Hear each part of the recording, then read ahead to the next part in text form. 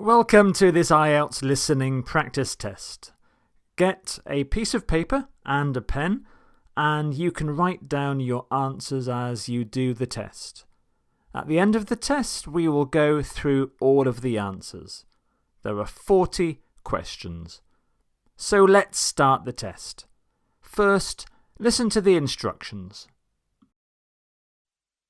You will hear a number of different recordings, and you will have to answer questions on what you hear.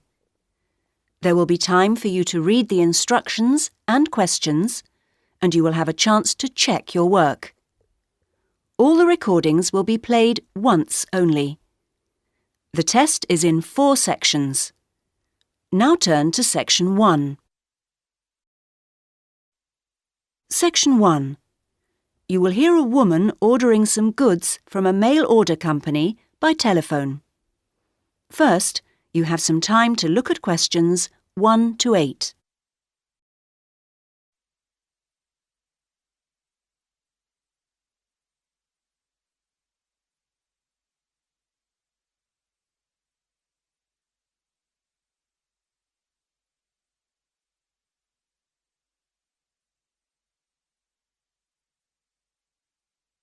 You should answer the questions as you listen, because you will not hear the recording a second time. Listen carefully to the first part of the conversation and answer questions 1 to 8. Cosmic Home Delivery. My name is Gary. How may I help you today? Hello, I'd like to place an order. Certainly, madam. I'm afraid our computer system crashed earlier today. I'll have to take the details down on paper and then enter them later when it's been fixed. Is that okay? Yes, of course. So, can I take your name, please? Yes, it's Alexandra Hornby. Sorry, could you spell the surname for me? H... Yes, then O-R-N-B-Y. Oh, fine. And then your address. That's number 28 Wood Road, which is in Ilford, I-L-F-O-R-D, and that's near Northchester. The postcode's NC1 2FR. Thank you. And do you have an account with us? I do. I've got the number here. 9445678 Is that long enough? 8 digits? Yes, it is. Good. Now, what would you like to order today? I want a coffee table. I think there's only the one type. I expect so. Perhaps you can tell me the price. I can use that to check later, just in case there's more than one. Yes, it's £39.99. Fine. Sorry about all these extra questions. It's no problem at all. Now, that size of order value does mean you're entitled to a free gift. Did you want to take up that option on this occasion? Yes, I do. I've already got a calculator like the one on offer, but I do like the look of the handbag, so I'd like one of those, please. Certainly. And can I just check, as an account holder, you may have been sent a voucher. Oh, yes, for a discount. Let me see. The reference number will probably start with the letter D. Ah, it does, and it continues BR29. Great. Now, how would you like your order delivered? There's standard service within a week, and then express, which comes within 2 days, or special, which means it arrives the same day. Special would be ideal, but I know it's a bit expensive, so I'll make do with express, I think. Standard is very slow. It is, to be honest. Before you hear the rest of the conversation, you will have some time to look at questions 9 and 10.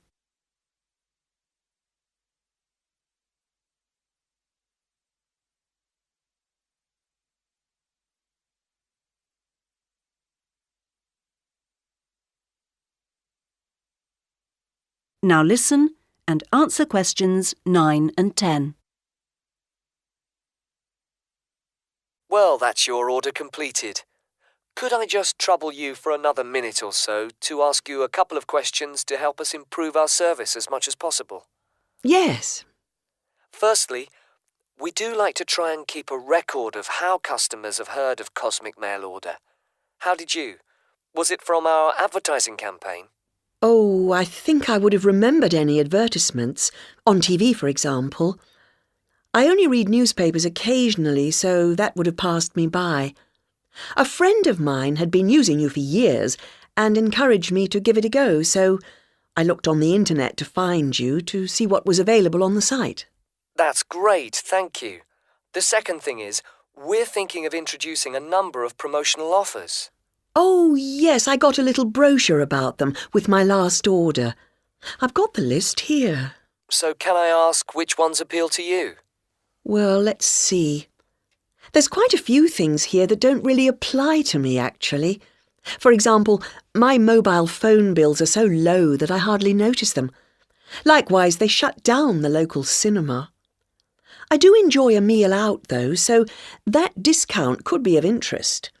And I like to get away at weekends when I can, and some of the places you want to visit are expensive, so it'd be lovely if they became cheaper. As for planes, well, I haven't been abroad for a while now, and in any case, I prefer the train where possible. Fine. Well, thank you very much for your time. Not at all. Section 2. You will hear a trainer giving a talk to a group of cyclists. First, you have some time to look at questions 11 to 15.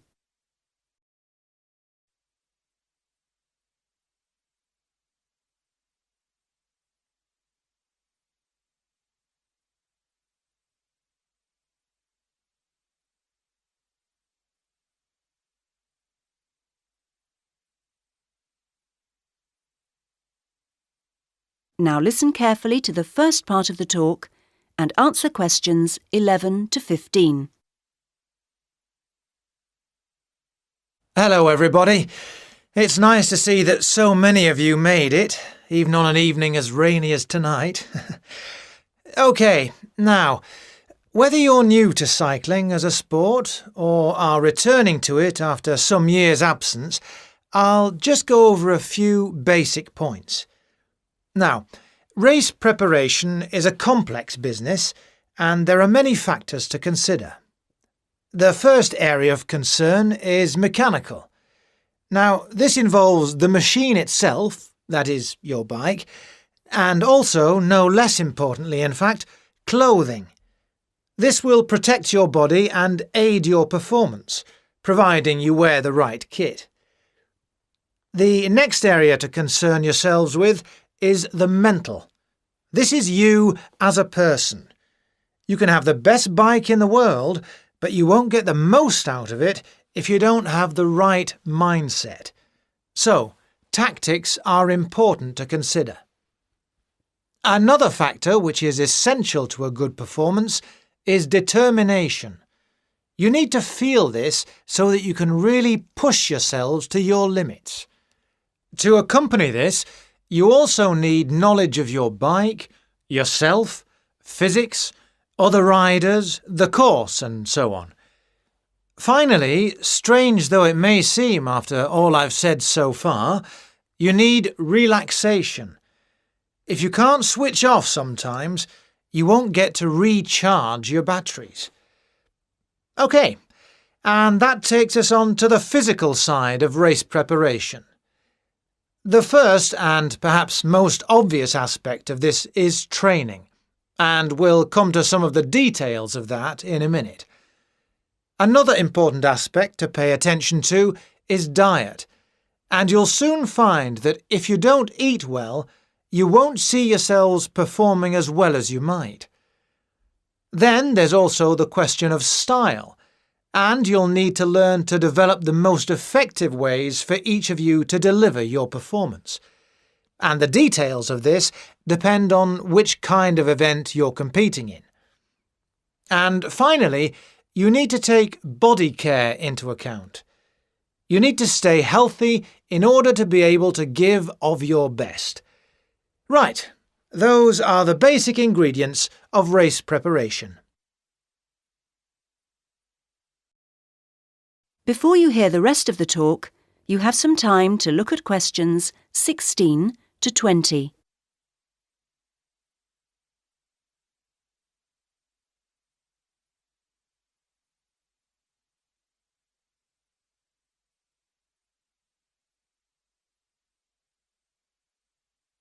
Now listen to the rest of the talk and answer questions 16 to 20.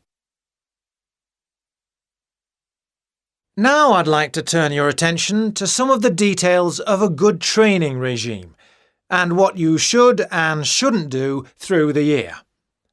Let's consider various activities in turn. The first thing to think about is circuit training. This is an indoor series of gym exercises designed to work on all parts of your body.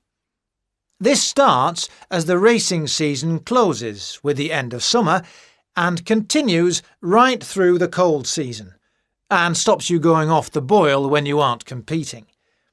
It's extremely beneficial, although I would stress you do need a qualified gym instructor to tell you how to do it properly. Next, weight training. This is also very good for cyclists, and it tops up the natural strength that cycling produces. Exercises need to be arranged as part of a carefully calculated routine, and this routine needs to be sensibly followed. It's a good idea for continuity to carry on using weights throughout the year, as you can lose strength just as quickly as you can gain it. Something simpler and requiring no equipment is mobility work. While cycling has a great many benefits for the body, it doesn't work every part of it, and indeed keeps some parts locked in pretty much the same position. So exercises that involve twisting and turning and generally promoting flexibility are advisable before the start of each race throughout the summer season. Another important activity is pleasure riding. Perhaps this doesn't sound so important to you, but you don't race all year, and when you do race, it's pretty hard riding. So you can sometimes forget that cycling is actually basically a fun thing to do. So, when you hang up your racing bike at the end of the summer, get out another bike and go for some gentler, enjoyable rides during the winter. Weather permitting, of course. And finally, running. This is, of course, another sport in its own right, and for this reason some cyclists are rather sniffy about it. However, it is good exercise and maintains aerobic fitness very effectively. But it is rather hard on the knees, and in different ways from cycling, so you're best advised to keep your running to out of the racing season, and wrap up well against the cold when you do go. So, now I'd like to say a little bit about... Section 3. You will hear 3 students, Anna, Jane and Mark, planning a project about cinema on their Media Studies course. First, you have time to look at questions 21 to 23.